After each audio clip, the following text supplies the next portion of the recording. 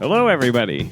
As our U.S. listeners prepare to take a Thanksgiving break, we hope, we wanted to bring you a quick reminder to submit your artwork to the Promega Art Contest for Creative Scientists. Now, remember, the December 1st deadline is very quickly approaching. And to get you in the spirit, we called last year's grand prize winner, Aparna Shah, to find out about her trip to Promega headquarters in Madison, Wisconsin.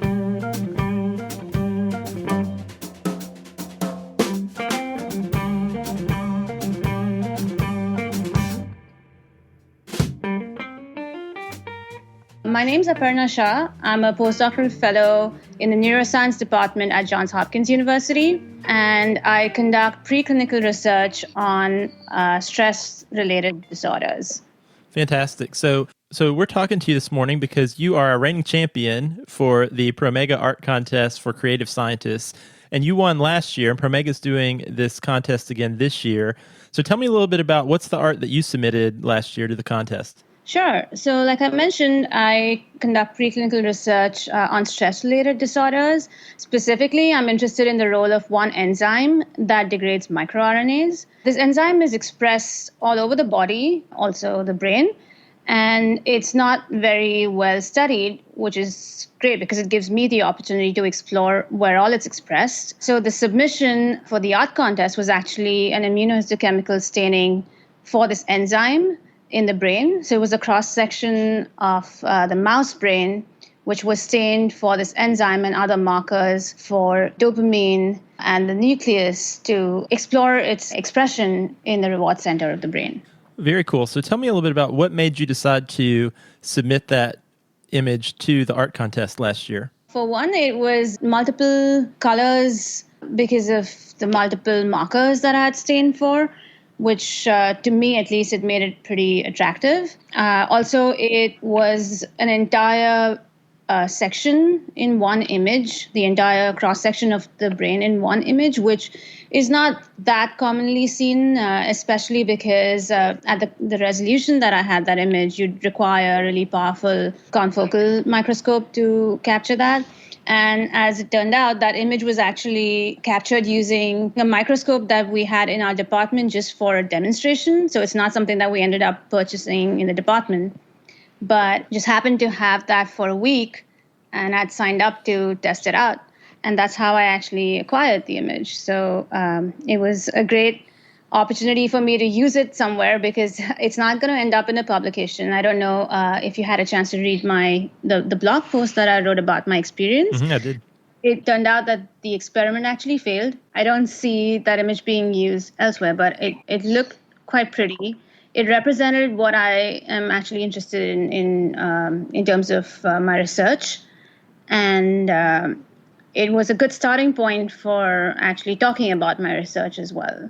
Yeah, it was a really fantastic image. So tell me a little bit about, briefly, what was your experience? So you won the grand prize and you actually went out to Madison and visited Promega headquarters. So what was that like? What was your prize like?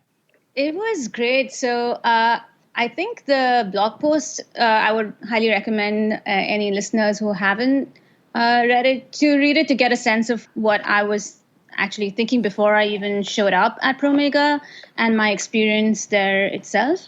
But in general, this was my first visit to a biotech or an industry. It was my first visit to a biotech company or to an industry, and I didn't really know what to expect, or at least from what I had heard, I assumed it would be really formal with everyone in professional outfits.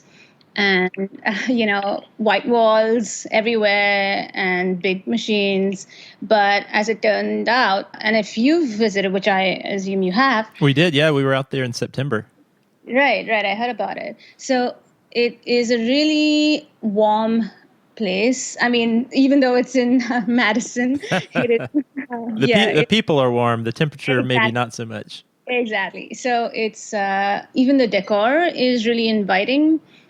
For someone who is artistic, I really appreciated that, or I noticed how well it was decorated. I guess it was a pleasant surprise that everyone was really casual and informal, I guess is the right word, and very open to discussing their previous experiences in science. And I was obviously meeting everyone for the first time in person, but it didn't really feel like that. And I mentioned this in the blog post, but essentially I met with the team that organized the contest and then spent the rest of the afternoon walking around on the campus. And then we ended up at the art exhibit itself later that afternoon. There was really fancy cheese spread and a reception with wine. And I think the fact that it involved food, music, and art made it really easy to fit in and really have a great time. What more could you want? Exactly, right? So did it impact your thoughts about your future career at all, spending some time in that sort of industrial environment? It actually really did. And I mean, now that you mention it, it totally changed my perspective of what it would be like working in that environment. So I've been interested in multiple things in terms of my future career. And it includes science writing as well as teaching. And I noticed that Promega actually, with its blog itself, is really big on science writing. So it was great to hear the science writers' perspective on their jobs as well. And they actually have teaching labs at Promega, that really was quite impressive, that they go the extra mile to conduct workshops on campus. They really care about scientific outreach. That really resonated with my passion for science outreach and education. Yeah, you might have heard a few episodes ago when we were in Promega, we got a chance to talk to Julia Nepper, who is a science writer now at Promega. Right.